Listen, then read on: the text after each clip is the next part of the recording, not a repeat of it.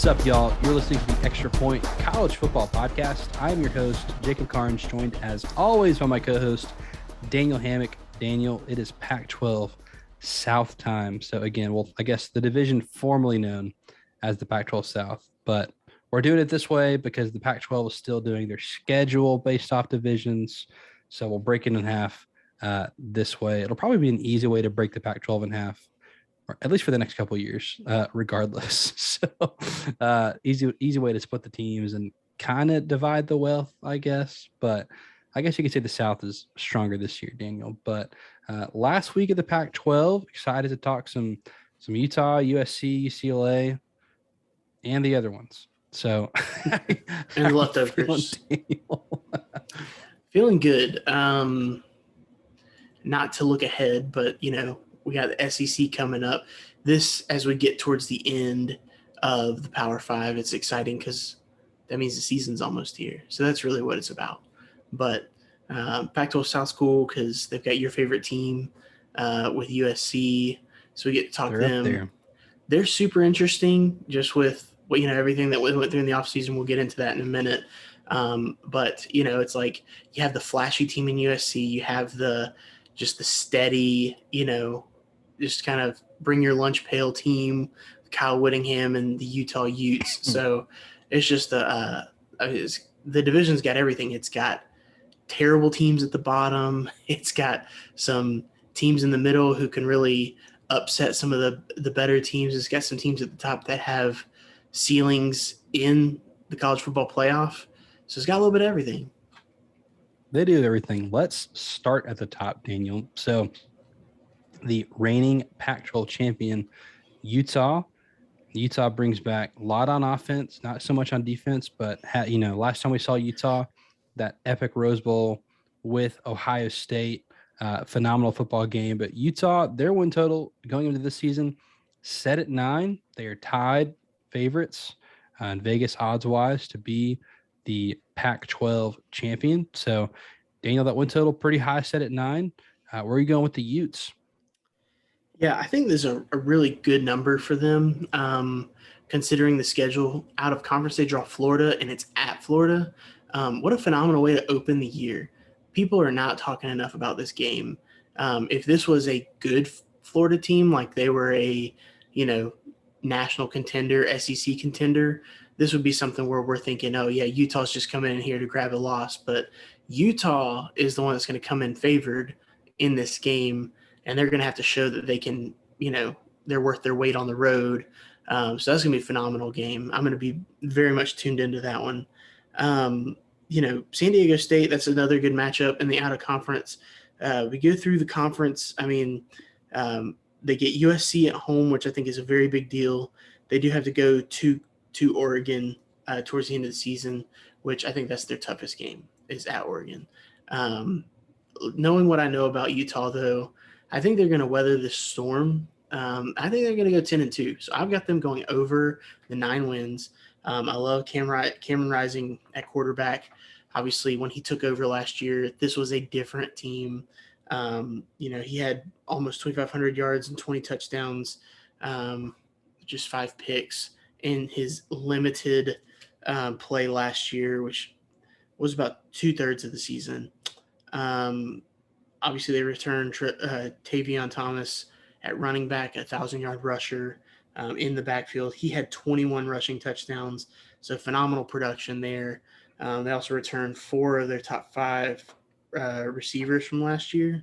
So that's going to be big. Just in continuity, offensive line, they've got 3 returning starters. So like you said, the offense is mostly back. So that's really big. I think for, traveling, going on the road, being able to put points up on a team like Florida, I think that's going to be big because I do think that they go in and win that game. Defensively, they only have 5 starters back. So we will have to see.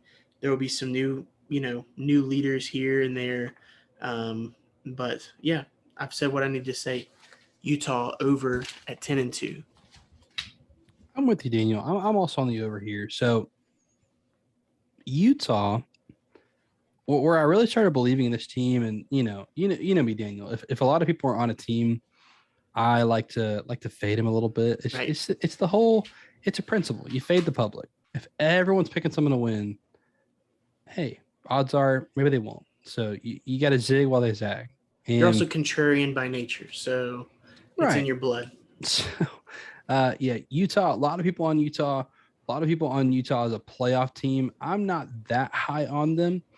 They very well could be though. So Utah, there's a chance they're favored in every game this season. Now, Florida opened up as a 2.5 point favorite. That's got bet to the other side. So Utah currently sitting as a 1.5 point favorite right now. The other game right now I have close to a pick 'em is Oregon. So at Oregon, close to a pick 'em / slight Utah favorite. We'll see where that is later on in the season. But Daniel, there's only a couple other games where there'll be one score favorites, and that's UCLA, Arizona State, which again, we'll talk about Arizona State, but on paper, probably a one score game right now. But so I'll look at this team and say, can they, I mean, over 9, and they're going to be favored in every game. Right. Yeah, I think you hit the over hard at 9 at that point, especially if they're going to be favored in every game. So I think 10-2 is very doable in this team. 10-2 is a lot more likely than 8-4 in the scenario. Their schedule, you mentioned that road game at Florida. This is not just an important game for Utah, but this is an important game for the Pac-12. There's two big opening games that weekend. You got Oregon and Georgia, and Utah and Florida, and that could set the tone for the season. Imagine if the Pac-12 were to win both of those games, and I know you could say, "Oh, well, Florida, new coach, coming off not so great year, bad team." If you go into the swamp and beat Florida, it's a big deal. I don't care what year it is. Across the country. You go across the country, beat Georgia and Atlanta. Oregon does that. Huge deal. So, not that everything's on the line here for the Pac-12, but the stage is set for you to really shut everybody up and say, like, hey, we're legit. And that honestly helps your perception the rest of the season. For if you lose a game, they can say, hey, but not only did Utah win, Oregon won too. That's looking pretty good against the SEC. So, all that being said, I'm very high on Utah. I really started believing in them after that Rose Bowl game, seeing that they could go toe-to-toe with a team like Ohio State and go score for score. I think Andy Ludwig has been a really, really big deal to transform this offense, kind of bring it into the modern age of college football. Obviously, switching to Cam Rising last year made a big, big deal. I know they lose some on defense, but I can trust Utah to kind of have a stout defense. Kyle Whittingham's definitely proven that during his years at Utah. But 10-2, Daniel. I like where the Utes are heading. So I'm right there with you on the over. All right, let's go to USC. USC also had a win total of 9, co-favorites, odds-on favorite to win the Pac-12 after going 4-8 last year. So, Daniel, is that ridiculous that they're at 9, or you gonna lean over here? Well, yeah. So it is ridiculous that they're at 9, but it's just so like it's ridiculous to think that a 4-8 team is gonna go, has not a 9-win projection, but if you had the kind of makeover that USC did in the offseason, bringing in a proven coach like Lincoln Riley, who knows what great looks like at a program, who knows how to get his team to be a conference champion and to get them to a college football playoff. And then you bring in a Caleb Williams at quarterback who, as a freshman last year, was just phenomenal for what he could do. He can do it, with his arm and his legs. I think the sky's the limit. This is a guy who, as a freshman, Jacob, he didn't enroll early, and he still put up that kind of production. Granted, he didn't start till later in the season for Oklahoma after Spencer Rattler was replaced.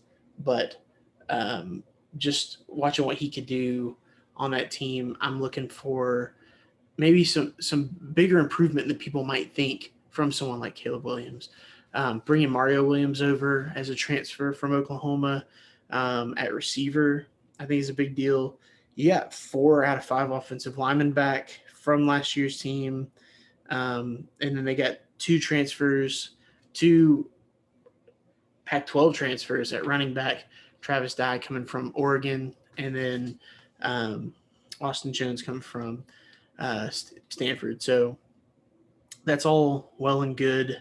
Defensively, they only have 3 returning starters. That's probably a good thing. Just defensively, they weren't phenomenal last year, but bringing in Alex Grinch to oversee this defense, he's obviously followed Lincoln from OU, and he had a good way of developing defensive personnel. That's my biggest question for them this year is defensively. I think offensively, I think they're going to come right in and score points, and I think that that's going to be they're going to be able to do that and just beat a lot of the teams on their schedule just by doing that. I think that looking at their schedule, Notre Dame is the game that I would circle as a for sure loss for them, or at least one that you would count as a losable game. The rest of these, I mean, at worst, they're coin flips. Going through their Pac-12 schedule, they miss Oregon this year, so that's a big deal. They do play at Utah, which is their toughest game this season. But if you're telling me 9 wins, I really want to push at 9 wins. I like that number. 9-3 feels right. But I'm gonna stay push. I'm gonna be that guy. Push. They go 9-3 this year. 9-3. If you had to pick a side, what would you? I would lean over. I would lean over if I had to pick one. Lean over. All right. So I'm on the over, and this is my surprised face. I know you're shocked. So here's why, though. So I think some people are mad that people are hopping on USC, and I understand that. You're saying people want to be hype on USC every year. It's another Texas. Like they went 4-8 last year. It's year one of a new staff. They can't go to the playoff in year one. I am with you. They can't go to the playoff in year one. They could. They could go to the playoff in year one. They have the ceiling to. They're not winning a championship this year. Write it down. Guarantee it. They would get run off the field by an Alabama, Georgia, Ohio State. They would get run out of the building by one of the 3 teams. Okay. So when I say I'm high on USC, I'm high on USC because A, the offense will be better. In the era of the transfer portal, you really can rebuild a roster almost overnight. And they did. Like, you bring in Jordan Addison, Blitnikoff Award winner, Mario Williams, who's the best receiver. I didn't even mention him on Oklahoma's roster. You bring in Caleb Williams, you bring in Travis Dye. So, you've rebuilt the roster. The offensive line, surprisingly, was not terrible last year. They were terrible on every other year, it seemed like, under Clay Elton. They've got some guys. What they lack is depth on the offensive line and defensive line. But that would be a problem if you were in the SEC. Or the Big Ten. Where that's not a problem is in the Pac-12. And so my struggles for them, where I circle and say, I'm really not confident that defensively they're going to be competent this year. I also look at the schedule and say, okay, who can go score 40 with them? No problem. Who can go score 40 points with them? No problem. What offense in the Pac-12 do I think can just go score 40? And I see a few on their schedule. Oregon State, I think could if they needed to. Arizona State, question mark. We'll say. Utah, UCLA, Notre Dame. So they win half those games, 10-2. Yeah, I'm on the over, 10-2. Plus, if I'm looking at this kind of games, it's like, what coaching staff and quarterback do I trust to kind of get it done? It's this staff and Caleb Williams. So 10-2 for me. I'm on the over. I think USC has a shot at winning the Pac-12 in year one under Lincoln Riley. So 4-8. Also, you have to account for the fact that this team quit last year. So, I mean, they definitely quit on the coaching staff. They knew it was over. So not as bad as it might seem. All right. So USC and Utah both at 9. We'll take a slight step down. UCLA, their win total at 8.5. Chip Kelly is in year, oh goodness, 4 here? Yeah, this is his 5th year. 5th year. So, I mean, he's under 500, 4 years in. COVID year didn't help, right? But he's got his QB back.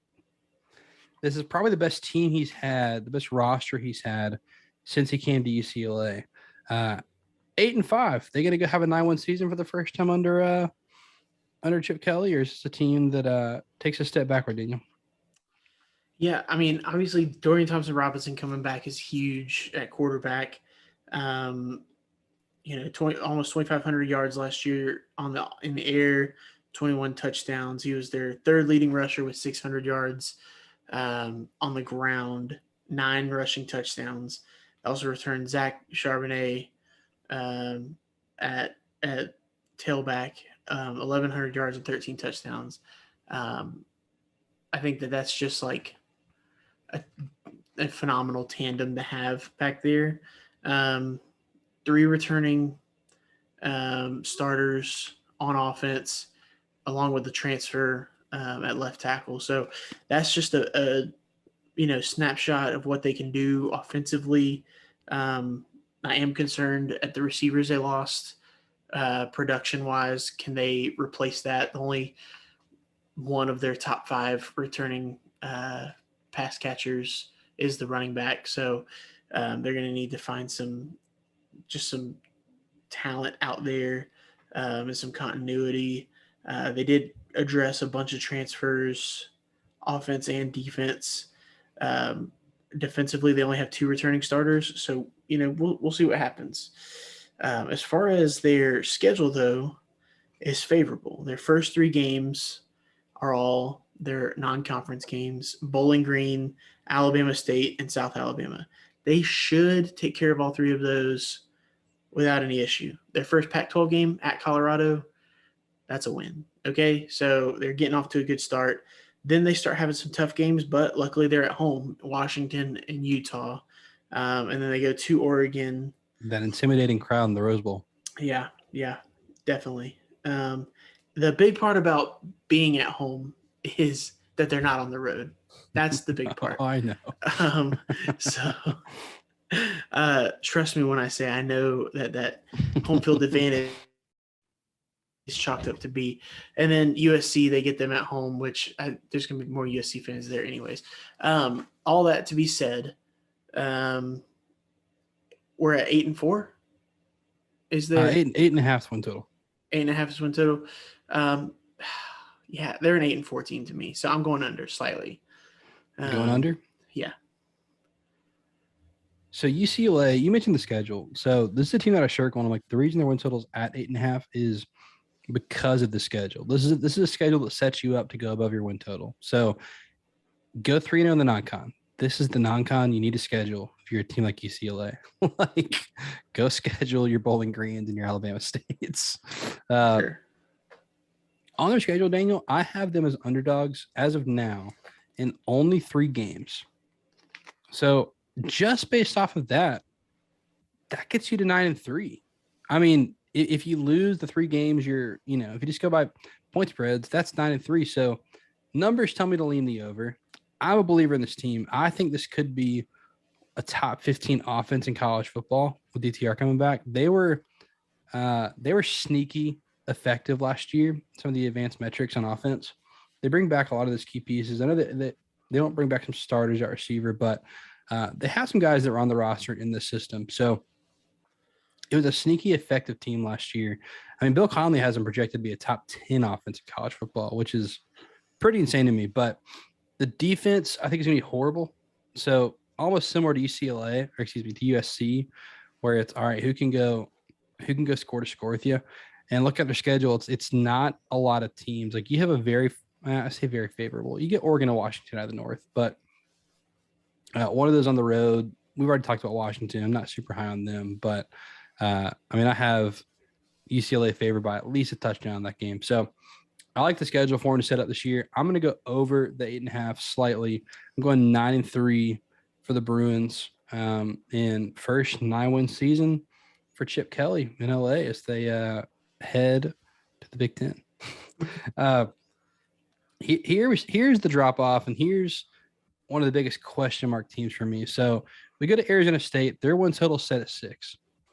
I feel like 6 is the biggest Vegas saying, we don't know. 6. Because Power ratings last year, this is a team that wasn't as bad as, I mean, they went 8-5, and like power rating wise, this is a top 40 team in the country. So I mean, obviously, there's a lot going on at Arizona State. So for those unfamiliar, they had this recruiting NCAA investigation stuff during the COVID year. Half their staff is gone. It's a miracle Herm Edwards hasn't been fired yet. I think they're going to fire him with cause for this stuff, if not letting him go this season for results in the field.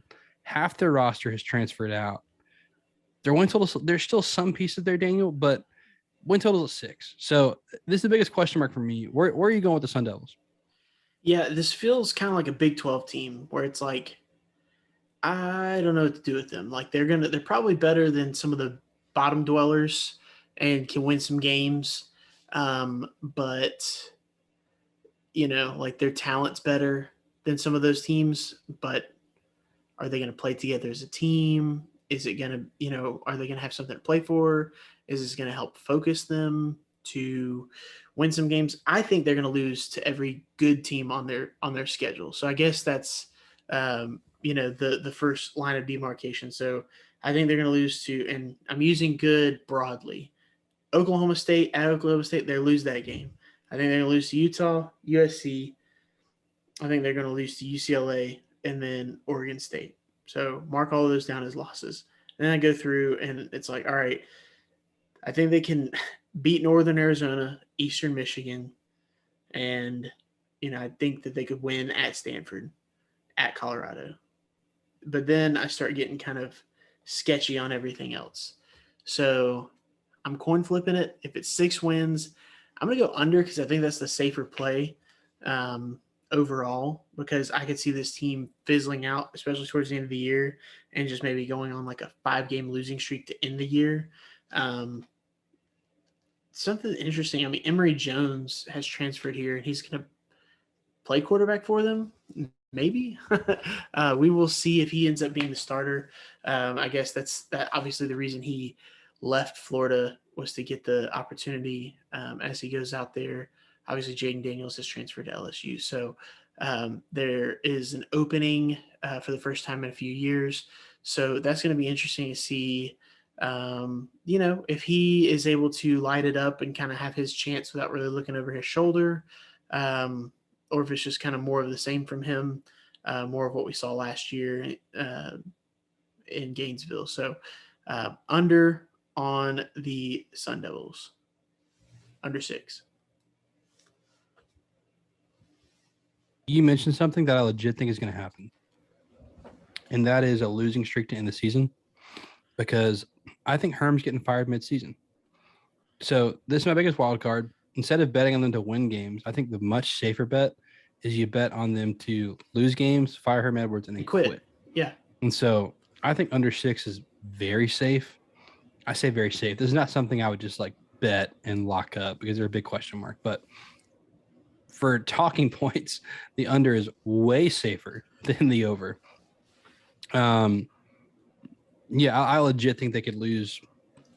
I mean, dude, if they started losing with Colorado and Stanford and lost all those games, the next 4 I think are very losable. But dude, imagine Arizona. Well, and we'll talk about them in a second. Just walking in, looking for their first Pac-12 win, and like it's an Arizona State team that's quit, and they're just hungry. That's the last thing you want to play when you're Arizona State. So it's your rival. Yep. I'm going 4-8. I think it's a pretty safe under. I think they go 4-8 this year. Playing at Oklahoma State in week 2, that'll make you want to quit. So, big question mark, but I feel pretty safe with the under here. I'm going 4-8 for Arizona State. Let's go to Colorado before we come back to Arizona. So we'll take a big drop here, win total wise. Colorado's win total set at 3.5, Daniel. So Carl Durrell, second year here. So he followed up Mel Tucker at Colorado. They, I don't know, return a middle amount of production back, Daniel, but nothing to get too excited about. What are your thoughts on Colorado? Win total set at 3.5. I think I said that, but 3.5. Yeah, it's tough because they lose their best player in Jarek Broussard. He transferred to Michigan State at running back. Looking at the offense, they do have 6 starters coming back. Um, Brendan Lewis is kind of an average starter at quarterback. He's okay. Just kind of looking at the schedule, though. Minnesota, TCU from the out of conference. Even at Air Force, none of that is favorable. And then they do draw Oregon from the north and Washington. So I'm gonna go under. I'm sorry, what was the number? Was it 3? 3.5. 3.5? Yeah, 3-9. That feels right. Fits like a glove. 3-9, Colorado. So this is a team that went 4-8 last year. They won 3 Pac-12 games, which would still be under. So typically with a team like Colorado, this is where I just don't understand what schools are doing. If you're Colorado, your out of conference schedule needs to be Northern Arizona and, Wyoming Tech and like Woodstock High School. Yeah. And then they go out and schedule. If it was on the NCAA video game, it's FCS Northeast, FCS Southeast. It's like you're just playing all of the FCS schools available. Right. But no, Daniel, they go out and not only did they have 3 FBS teams, 2 of them were Power 5, TCU, and 2 of them are on the road. So they get TCU at home. They go to Air Force, who I have as a 14-point favorite right now over Colorado, to Minnesota. And then you get into your Pac-12 schedule. No, slam the under. If this was the Cover 3 podcast, which you and I are both fans of, this would be on my locks of win totals I'm most confident in. Under 3.5 for Colorado is something I am very confident in. 1-11. JK's lock of the week. 1-11. That's right. Pick of the year of the week. We did that our first season. I think so. Wrong team favored. It's an example of that. 3.5 is way too high. 1-11. Terrible year for Colorado this year. The defense, 121st returning production, and it was an awful defense last year. Off again. Why would you set yourself up to fail schedule wise? You're playing Oregon State, and Washington out of the North, which I think are the 3 best teams in that division. So your schedule is just terrible. You play a total of 1, 2, 3, 4, 5, 6 road games. You've set yourself up for failure. So 1-11, don't fire Carl Dorrell. You did this to yourself 12 years ago and you made the schedule. Sorry, that's how scheduling works in college football. So, all right, under 3.5 for me, under 3.5 for you. Last team, Daniel, let's go to Arizona, where Jetfish, man, second year here, 1-11 last year. Their win total set, though, at 2.5. So do they double their wins from last year, or do they triple their wins from last year and go over the win total? Jake, so this is tough. So I guess let me talk about the team a little bit. 5 returning starters on offense. 4 of those are on the offensive line. And then defensively, 8 returning starters. So, we got some stuff coming back. Quarterback Will Plummer is back. Their top 5 rushers are all back. So all that's important. But looking at the schedule, I'm trying to pick wins. Looking at their out of conference or their non-conference, it's like at San Diego State. Part 2. What are you guys thinking? Playing Mississippi State amazingly at home. Okay. Mississippi State's just coming to just pick up their dub and leave. This is a good Mississippi State team that people are just going to overlook, and they're just going to come right in and do it. And then North Dakota State, man, you scheduled FCS school. Do you pick them? No FBS team should schedule them. Nobody. That's the dumbest thing I've ever seen. No, I don't care if you're Alabama. You don't schedule North Dakota State. Yeah, if you're picking FCS, then you go pick the worst one that doesn't run the triple option. That's what you do. It's just save your knees and save your time. Not that North Dakota State runs triple option. I'm just saying in general, that should be your philosophy. Avoid the triple option and avoid North freaking Dakota State. Anyways, so They might be 0-3 in those first 3 games, and they could have helped themselves out a whole lot. But going through the schedule, I mean, I think they're probably going to beat Colorado.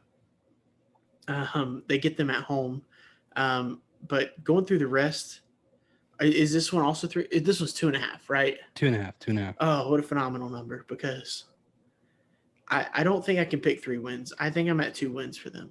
So I'm just gonna you know what? They're gonna beat Arizona State at the end of the year. It's at home. So I've got Colorado and Arizona State. They're gonna find another win on there. Give me 3 wins. I'm going over. Our good friend David Cobb. This was one of his teams to buy stock in. So out of respect for our friend David, and hey, he's CBS's Pac-12 guy. So he might have been wrong about Cal a couple years ago. All right. But I think he's right about Arizona. And again, when you say you're buying stock in Arizona, you're buying stock in that they won 1 game last year. And do I think they can pull one feisty upset and get to 4-8? I'm buying in. Yeah. Now, did they screw themselves in the non-con? Absolutely. But I think they'll be dogs to San Diego State. Obviously, Mississippi State, they'll be dogs too. North Dakota State, well, I don't circle that as like an automatic dub. I think they get that win. And then I think they can win 2 Pac-12 games. And I'm with you, Dino. I'm circling Colorado. I'm circling Arizona State at the end of the year. Right. And counting on that the bottom falls out. Or even if the bottom doesn't necessarily fall out, I like them later in the year to get better.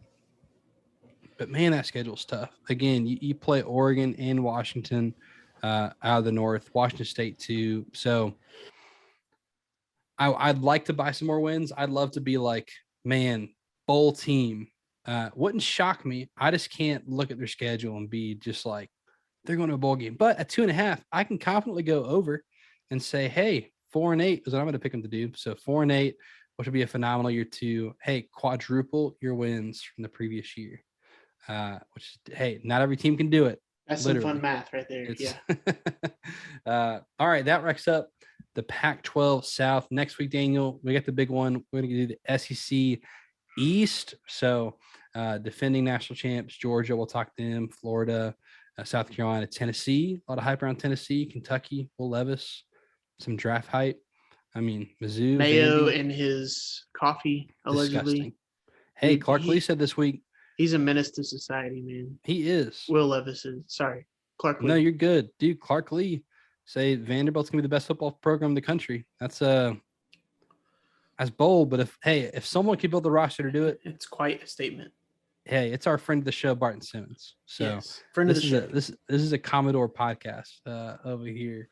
But hey, be sure to follow us on social media at the Extra Point Pod on Facebook and Instagram. And you can follow Daniel on Twitter at Deep South Daniel. You can follow me on Twitter at Jacob Carnes with a K. And that will do it for this edition of the Extra Point. He is Daniel. I'm